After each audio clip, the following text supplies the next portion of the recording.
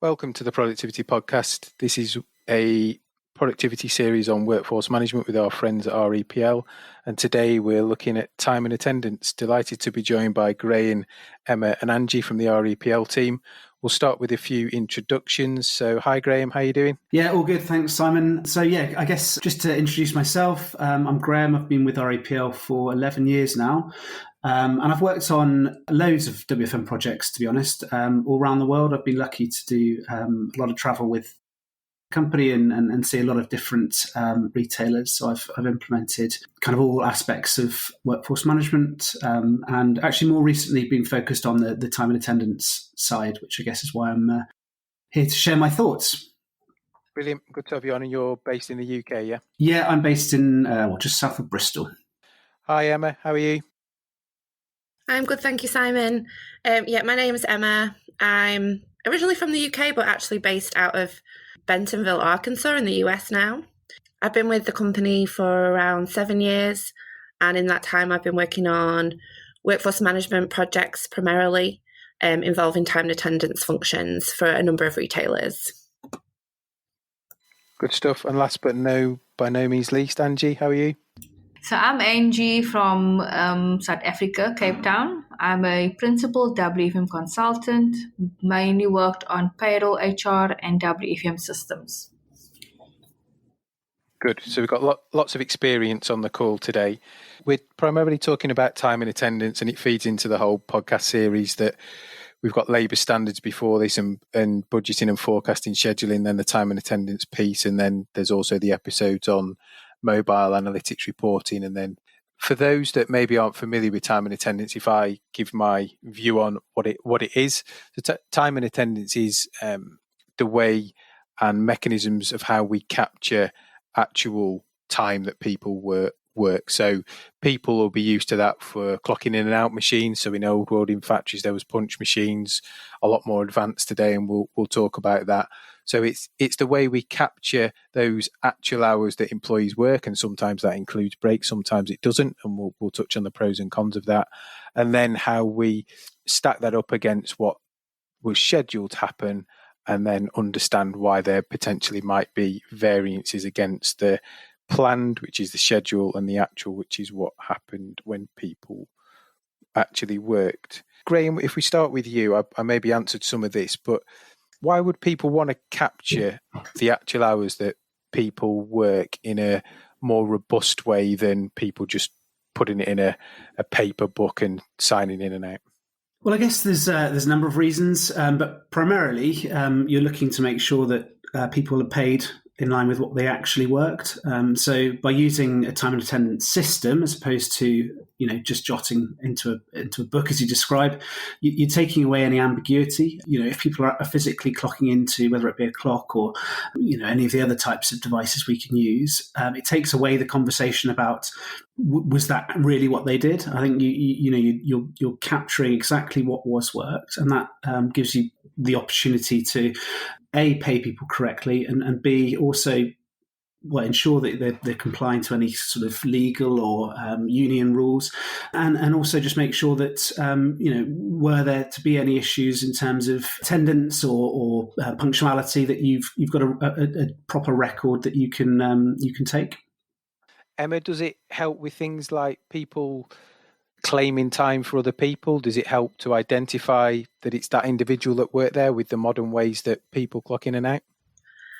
Absolutely. I think these days we can use technology such as biometrics and other things to make sure that the person who is punching in and out is who they say they are. So I think it does provide that security, as Graham said, to make sure that you know exactly what's happening with your staff, and that what you are recording is actually what happened. And how does it work in South Africa, Angie? What's the method? How do you capture, or how do most of your customers capture the data? So most customer goes with the biometrics. That makes it unique, identified by also employee numbers. And that's the awesomeness about it, is that you clock in, you clock out, making sure that that's the right person. And biometrics is the way to go at the moment. Mobile app as well. Biometrics is a bit expensive. By biometric, you mean putting your finger on a reader on a physical device, yeah? That's correct, yes. Graham, what other ways have you seen recently of clocking in and out? So Angie talked about mobile app from the vendor and biometric, but I think there's some other more older technology still out there. Yeah, I mean, obviously the old school clocks where you literally enter your PIN number or swipe a card. We still see that quite a lot.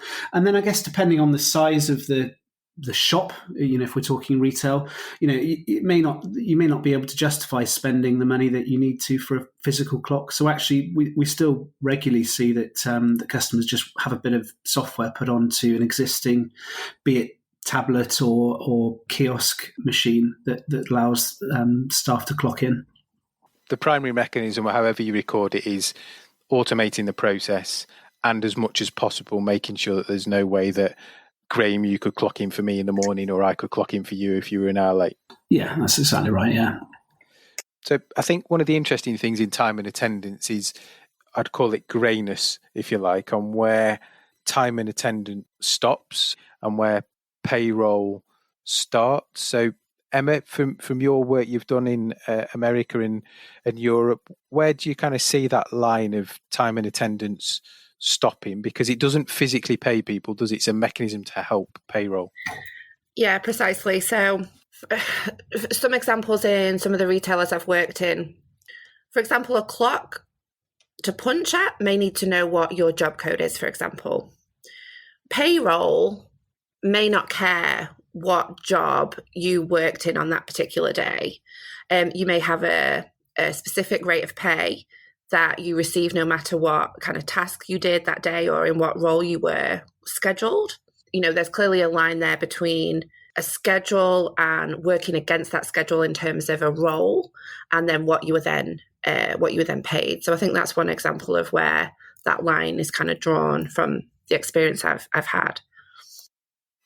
So you could, as you described there, clock in and out against a role or even a task. So if you wanted to be really detailed, you could capture the time that's been on the till versus the time on RePL. Yeah. I assume that's so you could then cost those activities.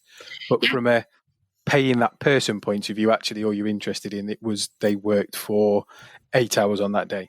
Yeah. And obviously, there'll be times where there is some kind of pay differential based on what you did.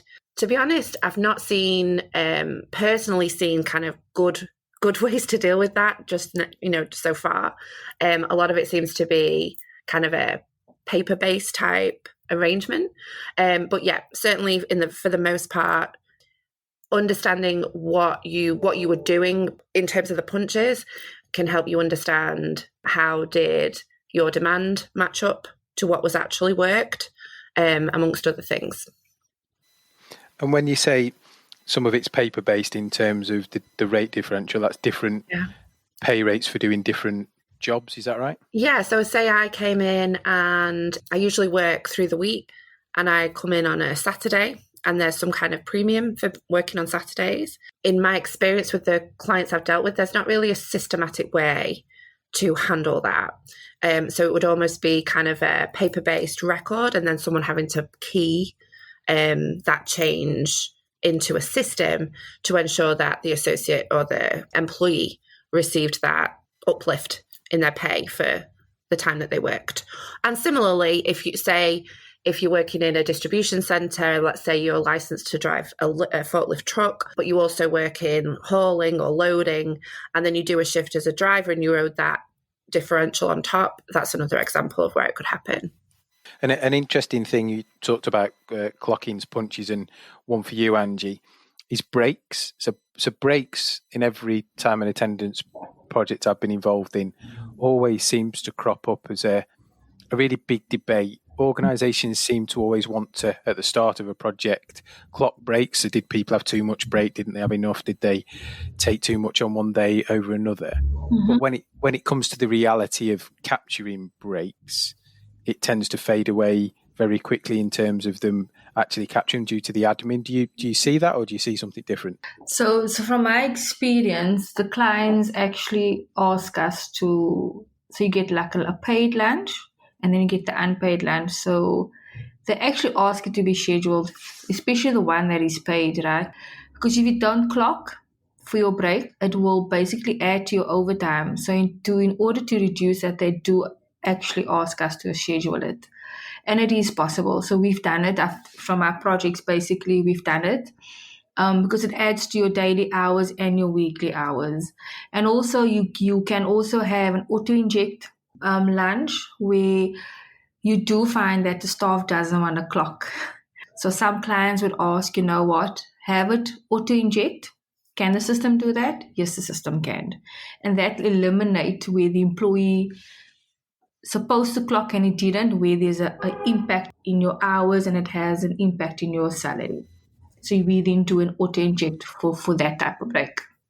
So auto-inject just assumes that you've had that hour break, let's say, without the need to clock. Is that right? That's correct, yes. So it's based on, so obviously you have different pay policies, and maybe different pay policies require different, maybe it's a half an hour or an hour lunch. And in that case, the system will then auto-inject it. And if, for example, you have not clocked your full length, another configuration, you can then say extend it. If you had to take an hour lunch, you only took on half an hour, the system will then also inject the additional half an hour, because you are paid for that hour, basically. Yeah. But that, I think, Graham, that might be a bit different in the UK, isn't it? Because most of our breaks are, well, certainly lunches are unpaid. And actually, to sort of expand on that auto meal and what you were alluding at, Simon, I think of, invariably customers want to punch for breaks until you get into the detail and realise how many exceptions you're going to create, etc. I thought I'd share a sort of an anecdotal situation we've had on a customer recently where that was the assumption we went into it with, but actually it became more complicated because the unions dictated that the breaks must be taken at the cheapest time of the day. So if you've got times throughout the day where you're paid different rates, so for example on a Sunday morning you might get paid differently to an afternoon and evening, they needed the breaks to be paid or taken at the very cheapest point in the day, which again, it was the first time I'd seen that, and I guess the more you see these projects, the more nuances you come across, I suppose. You talked about exceptions there. So exceptions being when in my schedule, let's say I'm planned to work 9 till 5, but maybe I clock in at 8:30 in the morning because the manager's asked me to come in early. Because, and we'll touch on grace and rounding in a second, so not to confuse people, but because I'm outside of all the tolerances, that then throws up a decision to the system administrator, normally the manager, to decide whether to pay me for that or not, or add it to my holiday balance, whatever it might be. So an exception being something outside of all the configured rules, yeah? Yes, yeah, absolutely. And again, in terms of exceptions, it's often something we need to help work through with the customers to get the right balance between providing enough visibility and making sure that we can address any issues and drive the right behaviours versus overwhelming managers with a whole bunch of extra work for things that are potentially quite trivial. Yeah, and I think one of the telltale signs is, like any solution, workforce management works on good data in, good data out. So those local stores that have an overwhelming amount of exceptions normally starts to point to either poor scheduling data, whether that be working rules or availability, or poor management of schedules. Therefore, what they're publishing as a schedule is nothing like what the people are working. Therefore, I end up with lots of exceptions. Totally. And sometimes it's not even things being poor. It's for example, if you decide that you want to clock for breaks and you want to create exceptions if breaks aren't taken at the scheduled time, it's not necessarily that anything's been done wrong. It's that people have taken a break that's at a different time to the schedule because that's when it's quiet. And that's where we need to strike the right balance between, setting up enough exceptions and the right exceptions versus kind of overwhelming managers. I was just going to say there's also an interesting scenario in supply chain environments whereby a schedule can be created, but if the workload is such that that schedule doesn't need to be worked, so partway through the shift there's no more work to be done, say on the second shift, then everyone will be sent home. And so that in itself creates exceptions with breaks, meals, schedules that are on the clock, unless you go in and physically update all of those schedules to reflect that the work is no longer to be done. So almost dynamic in-day demand where people can be laid on and off dependent on whether it's annualized hours or other things we've kind of touched on other podcasts. So that's kind of brings us into rules, laws, payrolls. And in fairness, in one of the Battle of the Continent podcasts, we touched on lots of rules and payrolls and laws across continents. It's Grace and rounding rules. Who wants to have a go at explaining those? Yeah, I can have a go at that. So I guess, in terms of grace rules, when we talk about grace rules, really what we're saying is that you can define a number of minutes before and after a punch is expected to be, that the employee can punch without any exception being created. That's not to say that the time will be recorded any differently, but you can punch in, for example, 10 minutes early or 10 minutes late, and the exception won't be created for early or late. Whereas if you set that, to 10 and you punched in 15, then at that point you would create an exception. And then in terms of rounding, generally we're talking about a smaller number of minutes, whereby you might set that to be 4 minutes or 5 minutes or whatever it may be, and that will round the punch that you've created to the scheduled time. So if you're scheduled to start at 9 o'clock and you punch in at 8:57, it would round that punch, that 8:57 punch, to 9. And similarly, if you punched in at 3 minutes past 9, it would round it to 9. A-star, well done. Some of that rounding stuff is interesting as we got into national living wage 4, 5, maybe even longer years ago, because we saw historically lots of rounding being in 15-minute chunks, then down to 10, then down potentially to 5, mainly driven because that's the smallest amount of time that they could pay somebody in the payroll system. But I've seen a big drive to almost try and get down to the minute, because it has a massive impact on potentially what your average hourly rate is if you start rounding time in bigger increments. Have you, probably more of a UK specific one, but have you seen that, Graham? Less so, I to be honest, on more recent projects, because a lot of our customers are trying to pay more than that minimum wage, so it's become less of an issue. But yes, absolutely. If you're being paid for, if you're working 3 minutes over your 8-hour shift, and you're only being paid for your 8-hour shift at the minimum wage, then that causes issues, because actually, technically, you're working below the minimum rate.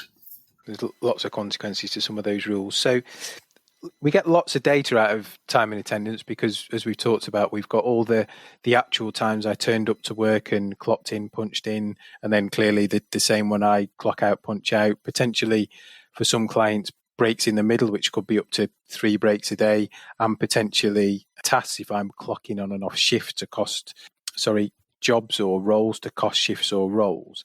So there's the whole bunch of data. So Emma, in your experience, how do people find the right balance of that exception management and then looking at all the data of what was planned to be worked to what actually worked?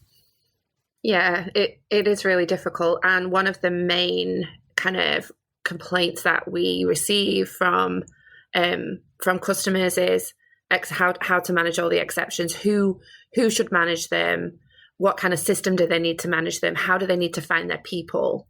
It's a tough one. I think that in a lot of my experience, we don't schedule breaks, and we don't expect punches in and out for breaks.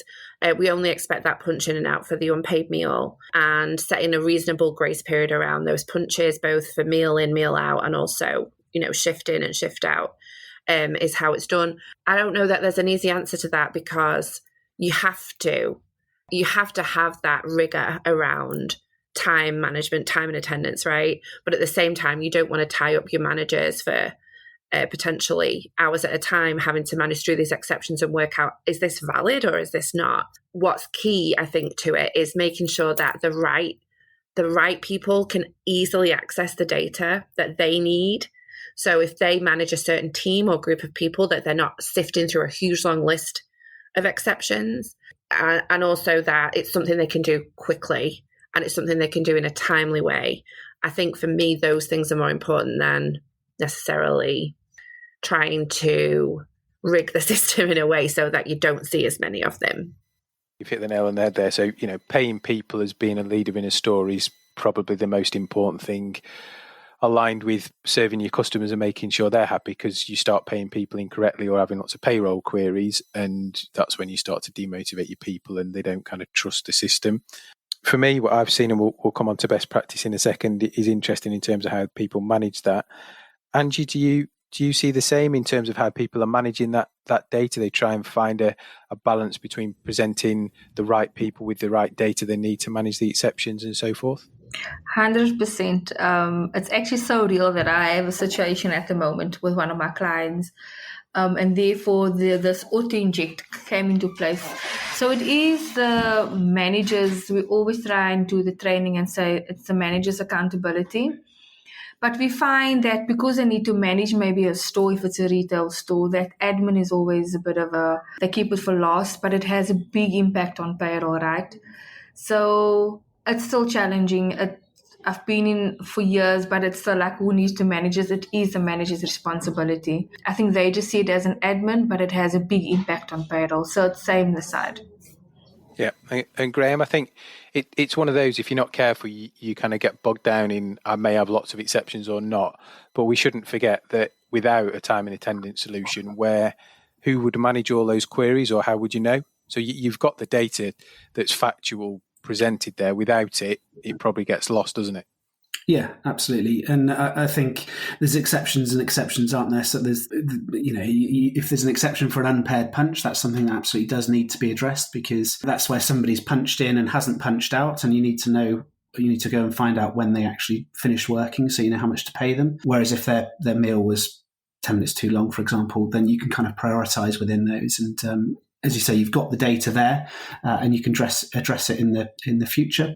For people that haven't got the time and attendance or had it as part of their workforce management solution, historically we've seen organisations, I think between REPL and ReThink, where there's been ghost employees. So there's been people on the payroll that are getting paid each week, each month, because nobody's flagging that they've not worked any hours, or they don't exist, or there's other reasons why they don't exist, which maybe aren't within the rules of those companies. And people that don't turn up for days in really, really big stores where you've got 200, 300, 400 colleagues and get paid for the day. And over large estates and a whole year, those numbers add up. So some of it might sound really trivial, of in somebody didn't turn up for the day and they still got paid, but it is a numbers game, and extrapolating those up across these big organisations becomes a huge benefit.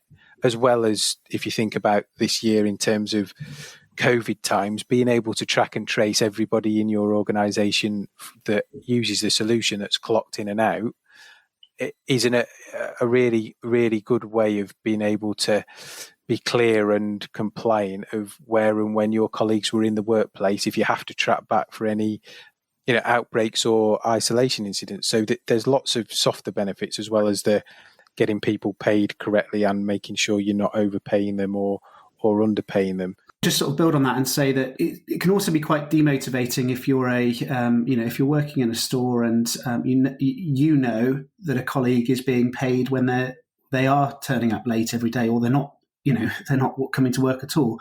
That's a very demotivating thing to happen. So we would always pitch time and attendance, as well as all the business benefits of being able to pay correctly, etc. Actually being paid for the hours you work works both ways. It's important that that the colleagues feel that it's adding fairness to something that in the past may not have been fair. Lots of people always focus on making sure they're not paying people for things they've not worked, but I think there's a flip side to that. Again, lots of early stages of these projects where time and attendance and all the rules are documented and then configured in the solutions. It's also as important to make sure you are paying people correctly for what they did work, because we do see instances historically of underpayment or rules being inconsistently applied for the bits, like Angie was talking about and Emma before, of overtime and premiums. So it levels the playing field and flushes out lots of issues that you have to deal with at the start of these things, which are good issues to deal with, because what you're doing is making sure the rules are correct, they're implemented fairly across the estate or for the people on those certain types of uplifts for different days. It gets away from all local practices or the biggest issue, inconsistency across individuals. So it levels the playing field, I think. Would you say that's fair, Emma? Yeah, absolutely. I think that's accurate. One thing we've kind of skirted around, and we'll come back to it, was this best practice compliance piece. Exceptions is clearly the bit of data that needs managing. From what I've seen, little and often tends to work better. So we're not left at the end of the week with X amount of exceptions, but then having to do kind of a trail around people to find out what was and wasn't true. So almost managing yesterday's at the end of the day or the next morning, so it's fresh in the mind. Do you see that being the best way to manage it, Angie? Is that keep the accuracy there and the volume down? So I think when I'm still in my training days, the approach is that you kind of spend 10 minutes a day, every second day, to minimize those exceptions. And I mean, if you think of the exceptions, is based on that you've gone over the policy. So to best to manage is try and your best to work 10 minutes or every second day. Because I think if you do it even weekly, it's a lot, because maybe the employee didn't put through annually if it comes to time away from work. Then you're going to have to think, oh my word, where was the employee? Why didn't he clock? There could be many reasons why there's no clocking. So recommendations, definitely spend early morning for the day before or 10 minutes a day. Agree with that, Graham? Yeah, totally. It does depend a little bit on the system. The concept of clearing exceptions is different in different systems, but I totally agree in principle. And Emma, there's typically, maybe depending on how payroll works in organisations, some end of week kind of confirmation to send a file to a payroll solution, or an end of month, or part way through a month. So there's the daily stuff, and there's normally a bit of weekly or monthly admin as well. Yeah, and that's why I think it's so important to, as Angie says, to kind of keep on top of it daily, so that you're not scratching around at the end of that pay period trying to figure out what happened. Why did John not show up, on Monday at his usual time? As Graham said as well, the system that you're using is so key to being able to manage it efficiently.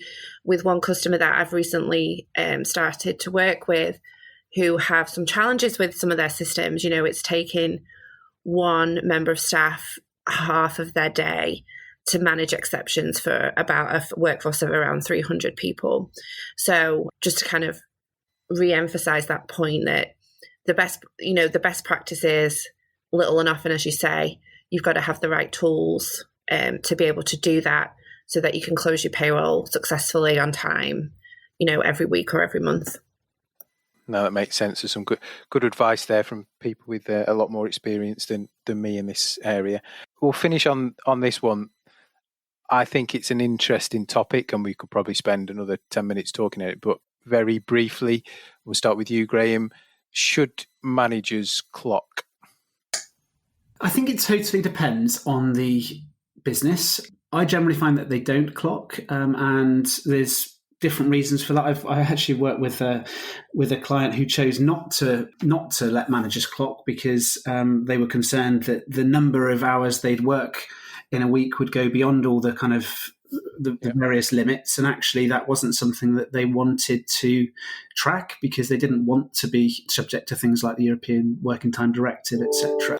I think it is different though if management activities are potentially in a smaller store, for example, where managers are doing sort of the normal work, in the sense that they're maybe serving customers or doing work that is being scheduled for.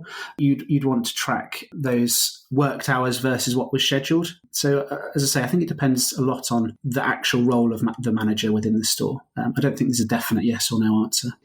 And just because you're clocking them doesn't mean it affects pay, does it? Just to be clear. So you can clock the hours, they're salaried, and it doesn't affect their pay, but all of a sudden you're starting to record the actual hours they've worked. Yeah, exactly right. And there is an argument that if you're paying people a salary, you're looking to pay them for their output rather than the number of hours they're physically working, and that tends to be the position that customers sort of end up with. But yeah, as you say, you don't have to pay people based on the hours that they work. But if you've got a track of it, then you need to deal with the fact that that they worked, for example, more hours. What's your view, Angie? Do you see people clocking managers or leaders? So in some cases, clients require managers to clock. Graham was saying is not that you will get paid like any overtime. So you could have those managers that's above threshold. So for example, if you earn a certain amount of salary, they just want the manager to clock, and then maybe from a payroll perspective, you will then just exclude those managers to get, if they do clock overtime, they will be excluded from the payroll file basically. But generally, they do ask managers to clock just for timekeeping. Some gets paid and some doesn't, but then you're then excluded from when you actually export the data over to payroll. And Emma, finally? Yeah, I mean, I think there may be three real reasons to clock. One is if it's linked to your pay. The other is if there is some kind of labour demand, that drives the schedule, and you need to see what was actually done versus that kind of schedule. So if you're going to be scheduled. And then finally is just to keep tabs on your hours, I suppose. And so I don't think the first two really fit for managers, right? It's not linked to their pay if they're salaried in most cases. And, their job is probably not a scheduled job. It's not driven by any kind of demand. So in my experience, I do not see managers clock, but I can see the pros and cons, as Angie and Graham have pointed out, around why it might be useful or it might be detrimental. Brilliant, thank you, Graham, Angie, Emma. It's been a really interesting one. This time and attendance it's really detailed. Clearly, we haven't delved into all the different pay rules and things because they're different by a company by company and even country by country or within country based on legislation type, but a fundamental part of the whole workforce management solution. And hopefully for those that have listened to the series before this, where we've covered all the other component parts, this fits in and makes sense. And then the mobile analytics and reporting podcast, which comes after this, will hopefully complete the picture for you. Thanks for your time, everyone. It's been great to chat. Yeah, cheers, Simon. Cheers, everybody. Thank you. Thank you. Bye.